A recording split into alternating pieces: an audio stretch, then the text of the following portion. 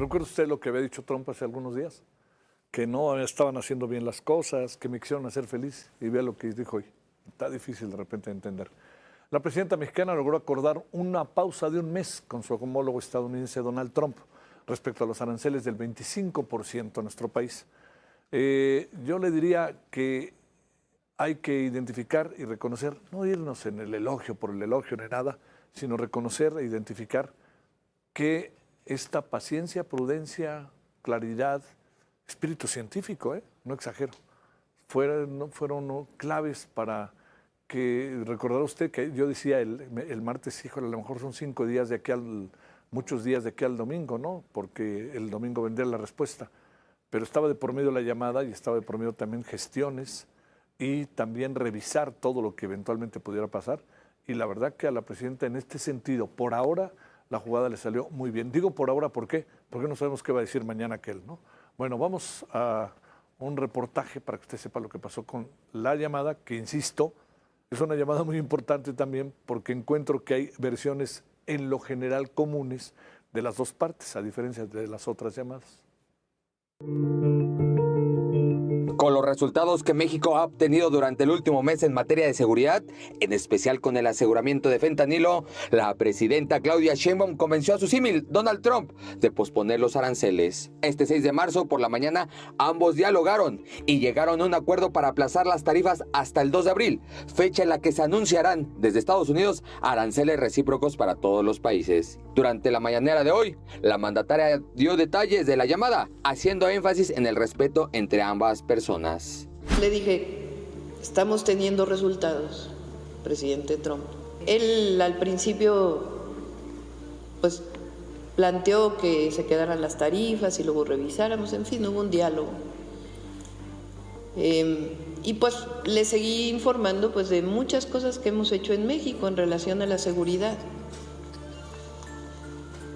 Incluso la decisión que tomó el Consejo de Seguridad de las 29 personas privadas de la libertad que se enviaron a Estados Unidos. Es decir, los resultados que se habían tenido en estas fechas, las detenciones, etc. En días pasados, las autoridades mexicanas presumieron lo hecho en cuanto a seguridad, como el aseguramiento de droga, armas y también el traslado de capos de la droga a Estados Unidos. Otro de los guiños que hizo Sheinbaum fue el combate al comercio chino. Nosotros privilegiamos finalmente el comercio con los países con los que tenemos tratado. Nosotros, recuerden, con China no tenemos tratado comercial. Y estamos importando muchísimos productos de China. La presidenta empeñó su palabra para seguir colaborando con Estados Unidos en el marco de la soberanía nacional. Yo le dije, soy una mujer de palabra. O sea, cuando nos comprometemos a coordinarnos, a colaborar en el marco de nuestras soberanías, lo hacemos. Pero tenemos que tener respeto entre nosotros. Entonces, todo influye entre nosotros. Los avances que hemos tenido, pues, este es un avance muy bueno. Sheinbaum aseguró que no será la última llamada con Trump.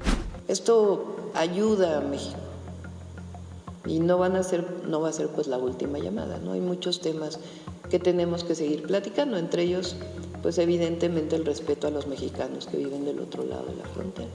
La asamblea del próximo domingo 9 de marzo en el Zócalo, donde ya no se darán a conocer medidas arancelarias y no arancelarias, será un festival, agregó la presidenta Claudia Sheinbaum. Con imágenes de Jesús Chavarría, Carlos Navarro, Heraldo Media Group.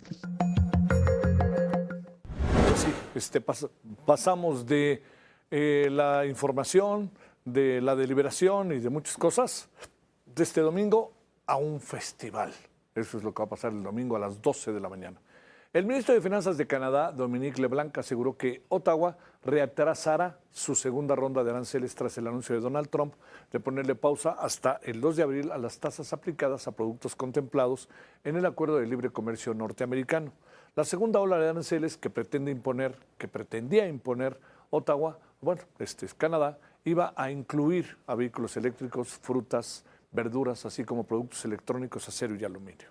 Bueno, la provincia canadiense de Ontario confirmó que a partir del este lunes aumenta un 25% el precio de la electricidad que vende a 1.5 millones de hogares en los estados de Minnesota, Nueva York y Michigan, en represalia por los aranceles estadounidenses. Recuerde que lo que está en el TEMEC no tiene arancel, pero lo otro que sí está ahí, sí lo tiene. De igual manera, Ontario canceló un contrato valorado en $100 millones con la empresa Starlink de Elon Musk para proporcionar internet en zonas rurales y ha retirado de sus tiendas todas las bebidas alcohólicas procedentes de Estados Unidos. En Canadá han hecho cada cosa que algunas de ellas, le confieso que son hasta divertidas en relación a Donald Trump, pero otras pues le está causando un problema a Canadá. Esa es la verdad, porque pues ya vimos a la distancia que la pausa que nos parecía que tendría que ser más echada para adelante resultó mucho más efectiva que la actitud de Justin Trudeau y de Canadá respecto a su relación con Estados Unidos. Esto por ahora, no sabemos qué va a pasar mañana, que quede claro.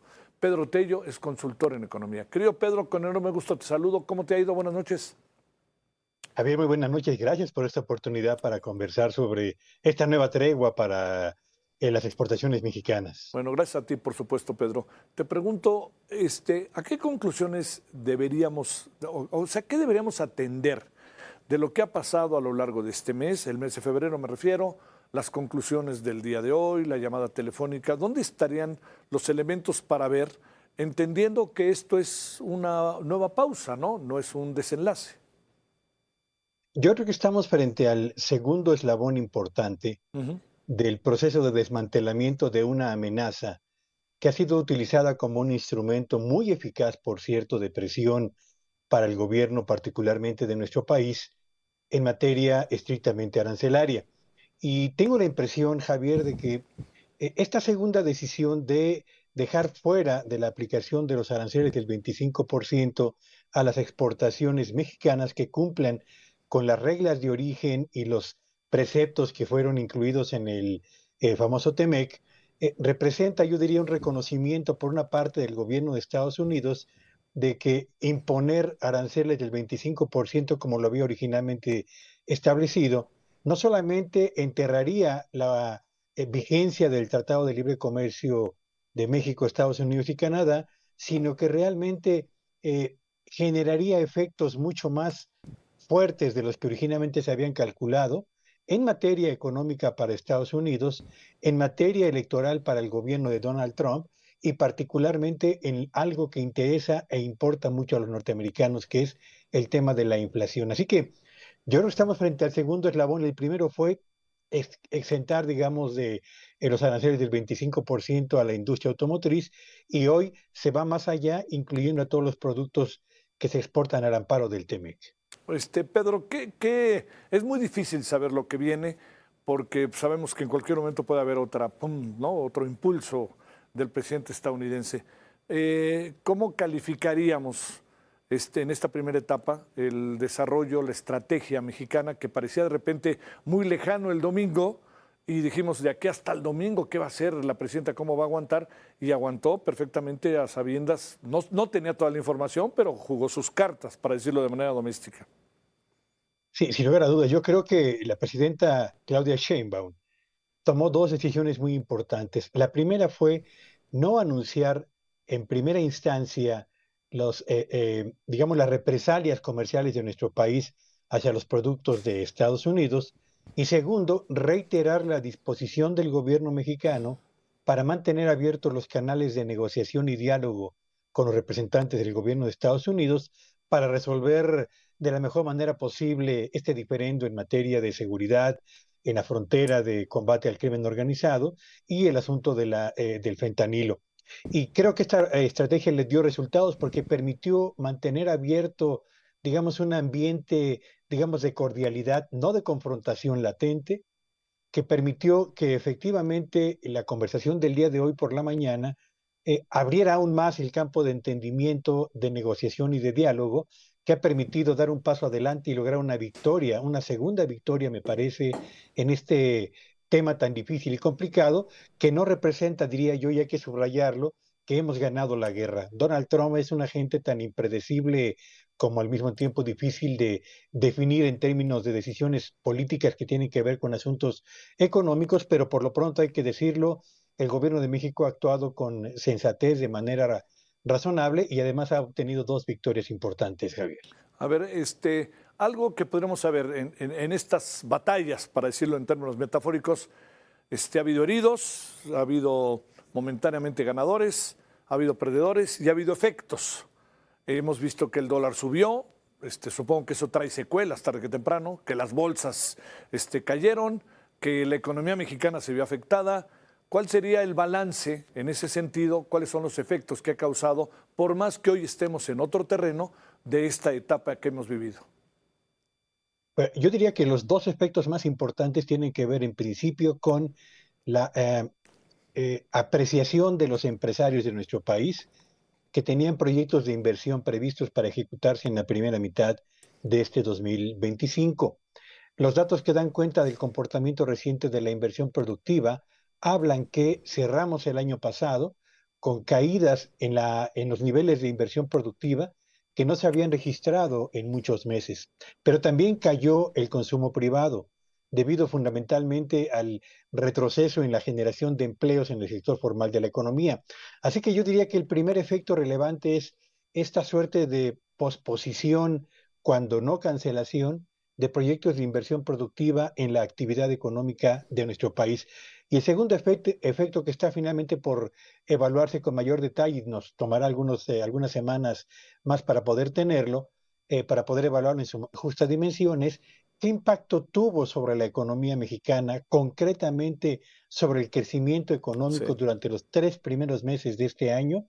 Este vaivén en las declaraciones del señor Donald Trump y esta amenaza cumplida y luego parcialmente retirada y ahora con un grado de avance en el retiro todavía mayor. Entonces, creo que la economía mexicana, de todas maneras, y al margen de lo que termine por ocurrir en materia de aranceles y relación comercial con Estados Unidos, Javier, va a enfrentar un complicado 2025 que, tal y como se ha venido advirtiendo, no solamente por analistas del sector privado nacionales y extranjeros, también por el propio Banco de México, va a cerrar este año con el menor crecimiento económico de los últimos 5 años. Y eso lo que trae aparejado es una generación de empleos baja, que será sin duda alguna una de las más bajas de los últimos por lo menos 15 años, Javier.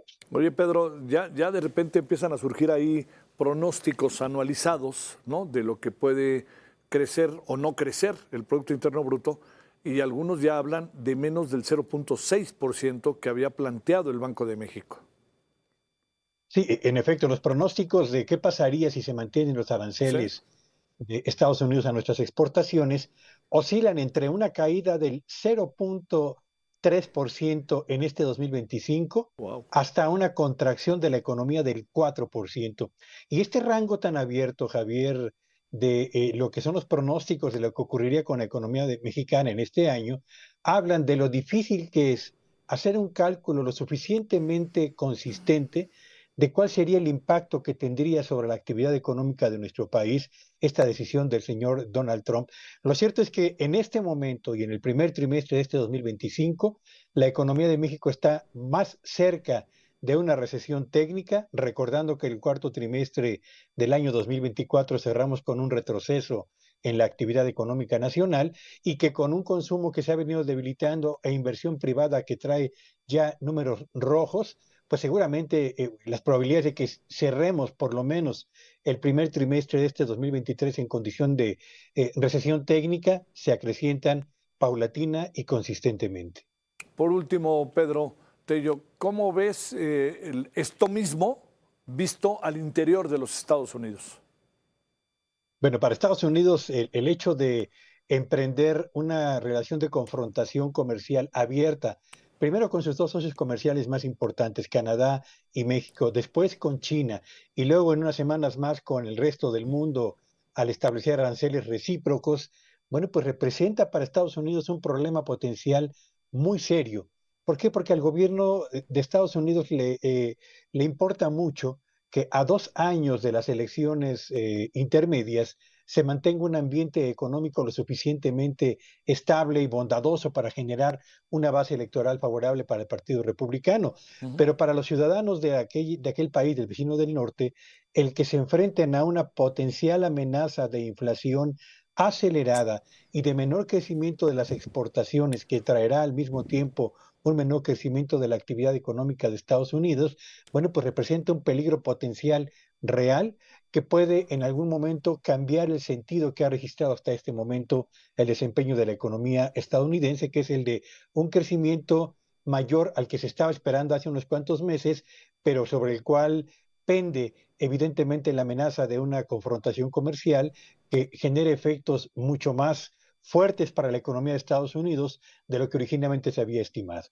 Te mando un gran saludo, Pedro Tello. Muchas gracias que estuviste con nosotros y buenas noches. Gracias y buenas noches. Gracias a ti.